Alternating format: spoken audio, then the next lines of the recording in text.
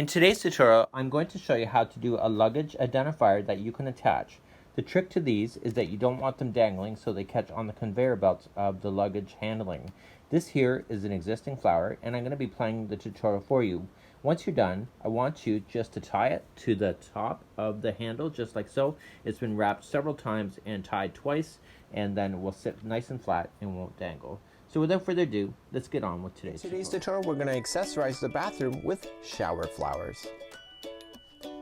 Welcome back to the Crochet Crowd as well as yarnspirations.com. I'm your host Mikey. Today we're going to work on shower flowers. These are accessories to go over top of a shower curtain, just like on a ring. So what we're going to do today is that we're going to follow this tutorial, and there's some instructions with it. There's only 5 rounds in order to do it, and I'm going to have some tips that I'm going to show you exactly how to be able to do these flowers. Let's go over the diagram next. On page number 2 of the pattern, we have the diagram symbols, and what we're going to be doing is that we're going to be working on this particular flower, and this flower is layered. So for example, that there is layers going in behind other layers, and because of that you're going to see grayed out arrows where it's showing you what's going to happen. So you'll see that this is the, I think that's the back loop only, or the front loop, it's one of the two. We'll get to it in the pattern, and you're going to notice that it's showing you in a gray arrow where to go to on the other one here. So what we're going to do here is that you need to watch for that, and then you'll see these gray arrows here. This is just allowing you to have multiple layers. So you can see layer number 3 is kind of going to overlap layer number 5 a little bit. So you'll see that within today's pattern. So what you're going to need in order to play today is some either Bernat Handicrafter or Lily Sugar and Cream cotton yarn. You're going to want cotton yarn for this element of your bathroom. Size G 4mm crochet hook today, and let's get started on round number 1. So let's get started. We're going to create a slip knot first, and use your size G 4mm crochet hook today and insert it into the slip knot. Remember, there's other tutorials available here on our learning channel for slower elements to doing basic stitches just like this. So we're going to chain 4 to begin. Remember, the one on the hook never counts as 1. So it's 1, 2, 3, and 4, and let's insert our hook into the beginning chain like so, yarn over it and pull through that one and the original. So you're going to now have the center ring exposed like this, and this is your straggler, which is your loose tail, and I want you to, when you're working with that, just to wrap it around so it catches it underneath. Let's move along to round number 1. In round number 1 we're going to continue to use the same color, and we're going to chain 3, and this counts as a double crochet within today's pattern. Okay, and most times it does unless it tells you it doesn't. So this is considered 1 double crochet. So we need to put 11 more double crochets in around the ring. So just going right into the ring itself, and I want you to double crochet. So that was 1, and I'll count these, and we'll go in 2, and make sure you get that straggler so it's around the edge. Okay, so it's in so it catches it underneath. Okay, this is number 3 and 4, 5, 6, 7, 8, and you're noticing I'm going to run out of ring space, but because you're going in the ring you can just pull the ring and everything will shift. So that was 1, 2, 3, 4, 5, 6, 7, and 8. So I got 9,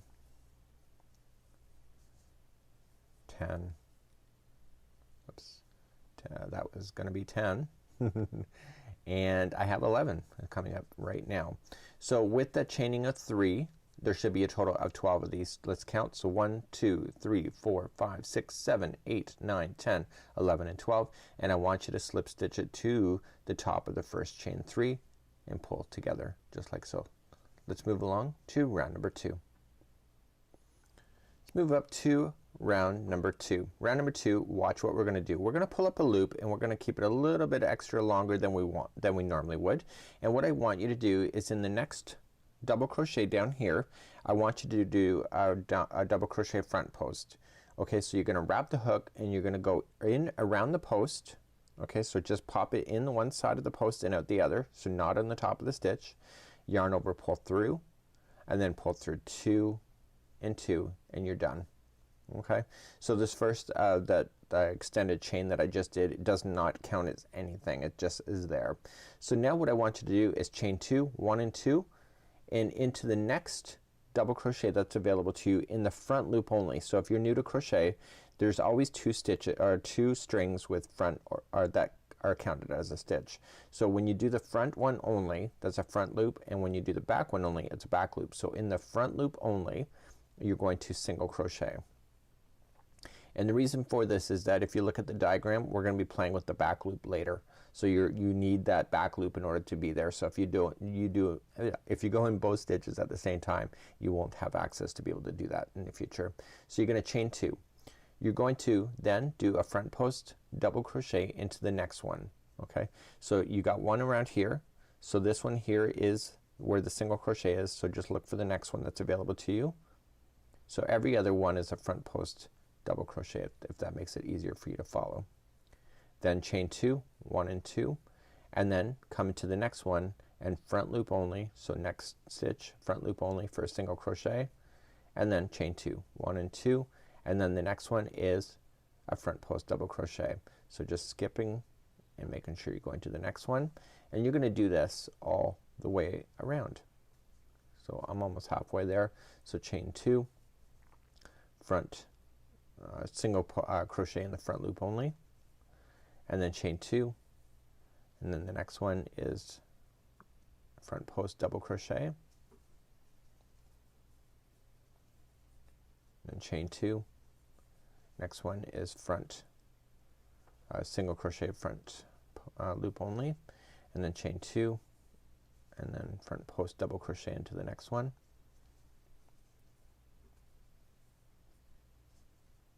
chain 2, okay, front post single crochet, chain 2, front post double crochet,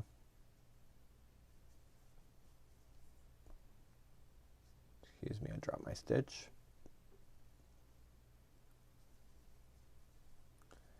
and then chain 2. Coming up to the very end now is the next one is a front loop, or front single crochet front loop, yes for sure, and then chain 2, and then just join it to the top of the first front post double crochet like this. Just pull through. Okay, so you have what appears to be some texture, and you got some extra loop stuff that we're gonna be playing with in the next round. So what I want you to do now is that I want you to take this color and I want you to trim it and get rid of it completely. So we're just gonna trim it, and I'm gonna pull through the stitch work, and I'm just going to weave it in and out of a few of the chain stitches here, and I'm gonna let it fall to the back side, and I'll deal with that later. Okay, so that's what I want you to do. So just keep an eye where you were, and because you're gonna probably have to pay attention to that in the next round. Let's move on. Grab another color and let's do number 3 together. So let's begin row number 3. So before we begin, what's gonna happen in this round is that we're gonna be playing within this layer here, not this layer on the outside like we typically would. So we're gonna like fold things back forward in order to get it. So what we need to pay attention to is that, for example, we're gonna start off in the single crochet area here. You've been in the front loop. This time we're gonna go into that same stitch but into the back loop, and then in the front post double crochet one that we went into, we're gonna just play within the back section of that. So just gotta make sure that you're doing this. This layering that you're seeing right now is gonna overlayer the other one that we're about to do. So let's begin. So let's create a slip knot to begin, and we need to choose any one, it doesn't matter which one you choose, we need to choose any one of the single crochets where you were. Okay, so there's one, there's the front post double crochet, so you don't want that one. Here's another one here. So I'm gonna choose this one just because I can, and I'm gonna just lean it forward, and I'm gonna get the back loop of this one. So last time we were in the front loop, this time we're gonna go into the back loop, and we're going to join with the slip stitch. I'll try to keep my project invisible in view for the whole time. So we're gonna join it with the slip stitch, chain 1, and single crochet into that same stitch. So now what we're going to do is that we're gonna work our way to the next one, which is the front post double crochet section, but we're gonna work again on the same revolution by just pulling it forward. So we're going to chain 1 first, and in the back loop only of that same stitch, okay, so just there it is there, just pull it back, and in the back loop only you're gonna see 2 stitches here. Okay, we only want the back loop only. Okay, and what we want to do is the first one will be a half double crochet. The next one will be a double crochet into the same stitch, followed by a chain one, and then we're gonna get smaller again. So in the same stitch we're gonna do a half or double crochet and then a half double crochet. So each one of these are kind of like a shell. So there's gonna be half double crochet, double, and then half. Once you have that done, you're going to chain one and you're gonna move along to the next stitch available to you, which is the single crochet. Again, just keeping it forward and going into the back loop only and doing another single crochet there, and then chain one and then move it back just so you can physically see it. Okay, so the next one again is the front post double crochet. So what we're going to do is that we're just gonna go into the back loop only of that one, sorry, and we're gonna half double crochet the first one, then we're gonna double, then we're gonna chain one and then double and then half double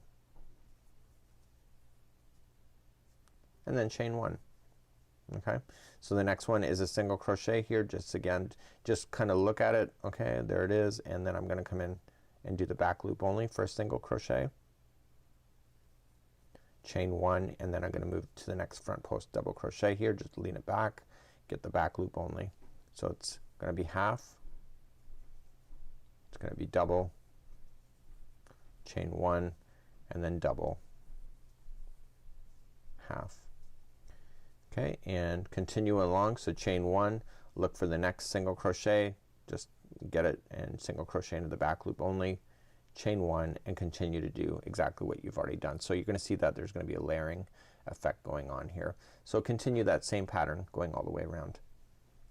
So I'm coming up all the way around. I'm doing the last section there where we're doing the half double crochet and then double, chain one, and then double and half. I'm going to chain one next, and then I started in the single crochet, so what I want you to just do is just join it just like with the slip stitch, and that concludes off round number 3. We're gonna keep the same color going on, and let's move on to the next round, which is number 4. So in round number 4 we're gonna create what appears to be these long chains, but they're really not that long. It's just they've done it this way so that they can fit all of the view in here. So we're gonna start off where we left off, and we're gonna chain 2, and this doesn't mean anything. We're just gonna drag it over, so just extend. And what we're going to do is that, do you see the arrow? We're gonna come in behind these clusters, chain 3, and then come behind the next one. Okay, and then chain 3 and come behind the next one. So we're just gonna go in the base of this. So number 4 is just really easy. It's just chaining 3 and just securing it with the slip stitch into the base. And let's begin to do that next, number 4. So let's begin number 4. We're gonna chain 2, so 1 and 2, and we're gonna slip stitch starting into the base of the first one here of the cluster. So you can see half double, double, space, or chain 1 and then double and then half. So what I want you to do is turning it around, getting it from the back side, going through the middle and then back out the bottom, and I just want you to pull through. Okay, and pull through and through. So just pull everything through just like this. Okay, then you're going to chain 3, so 1, 2 and 3, and then moving to the next one. Here's the cluster, just get it from the back side, go in between the two. So if you just need to separate it, you can. So there's half, double, chain 1, double, and half, and just going in between the two middle ones, just down, pop it back out through the bottom, pull through, just take your time on this and pull through as a slip stitch, and then chain 3. So 1, 2, 3, here's the next one. So just, it's right here, so it's just right in the middle of the cluster, so out and through. There you go, got it. And then chain 3, 1, 2, 3. This round doesn't take very long at all. So here's the next one, just right in the middle.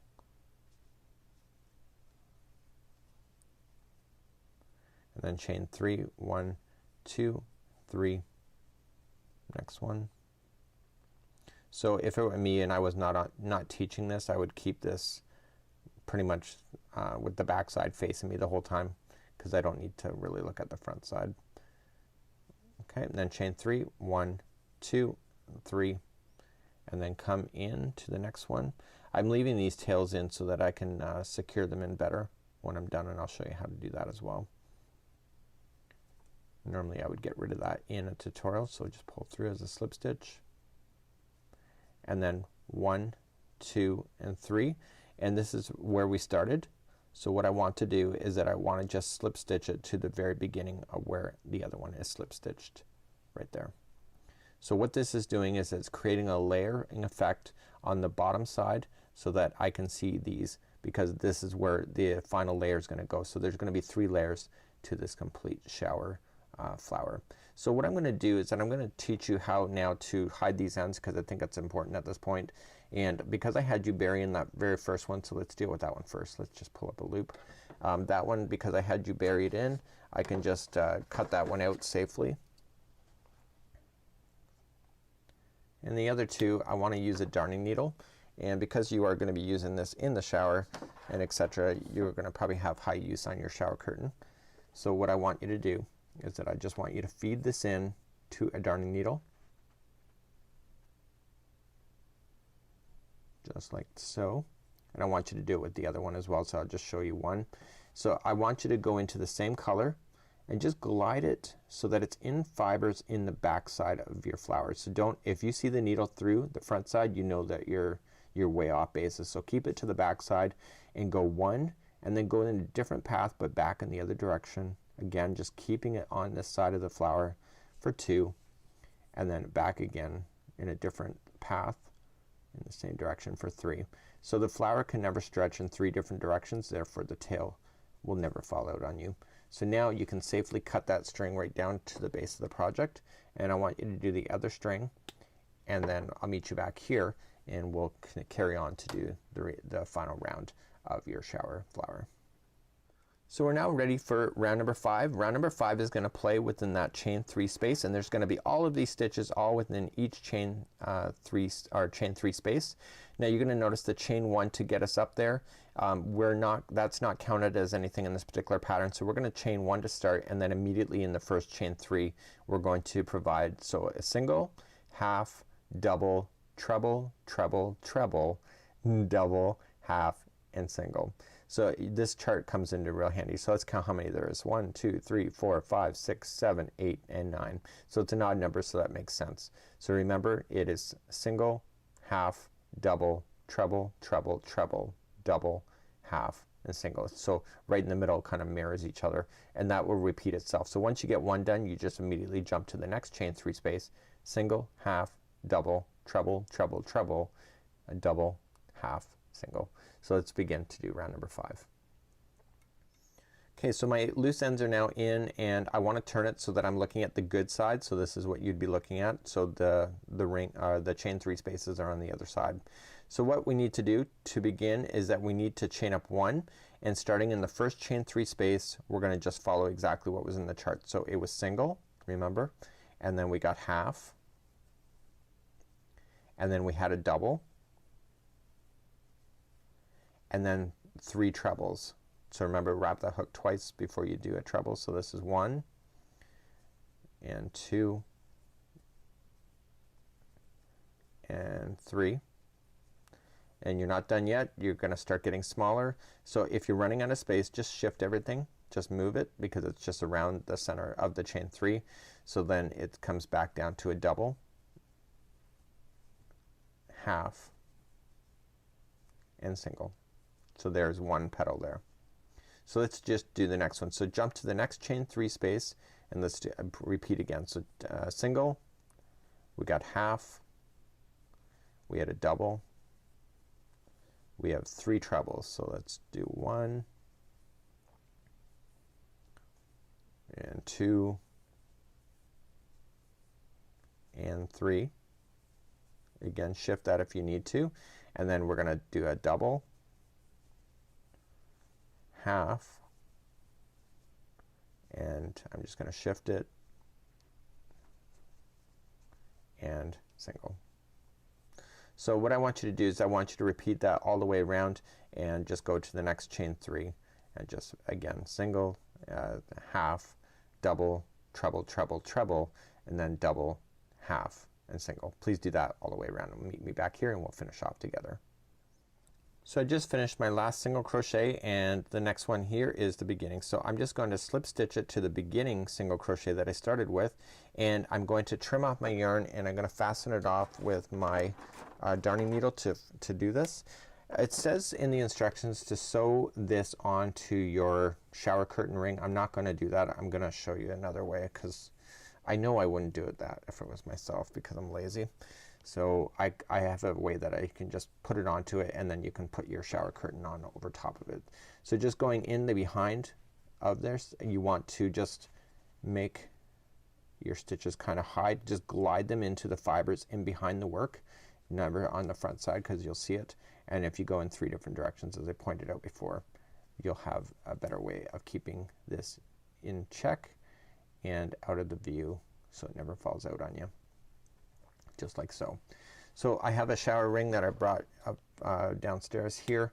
So let me just show you what I would do if it were me, because if you look at the picture you'll see that it's just kind of dangling in position, and I'll show you that next. So here's the photo, and what we have to do is that we have to pay attention to the rings that we have. And so for example, whenever I have a shower curtain, I never have this so that this bracket will face out like this. So if I'm looking at the shower from the outside, you won't see this, you'll see this as the inside. So I will be showering inside here. So we want to make sure that the flower is sitting over here, so that, and then the shower curtain then goes in and then it locks into position. So if you look at the photo, that's what exactly you're looking at here.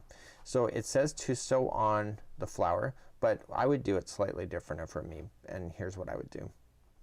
So if it were me, what I would do, I just kind of did a test, is that I would fold this in half, and you can see that there's strings that are just kind of sitting there. Okay, do you see that there's strings there? So I could use this one instead. So I can put my hook in behind there and I can fold this in half, and I can pull that string up to be a little bit larger, and then what I can do is that I can put the ring in, and because I folded it I can actually get this in without having to interfere with the rest of the flower. So I'm just gonna fold it and I'm just gonna feed it through carefully. Now the thing about shower curtain, I'm gonna go from the back side. The thing about shower curtain ideas like this is that these aren't designed as crochet hooks to slide in and out very easily. So then once it's in, I can then just put it here, and you're thinking to yourself, okay, well it's gonna dangle really weird, but as soon as you get that shower curtain in there, the shower curtain is gonna make it go back out like this, and then you'll never see where it is on this side. So this is how I would do a shower curtain flower. So it's a shower flower, and you can just shape to match, and again use cotton yarn for this kind of application, because this yarn you don't need to worry about if it gets wet or not. So until next time, I'm Mikey on behalf of the Crochet Crowd as well as yarnspirations.com. Have a great day and enjoy your shower flower today. Bye bye.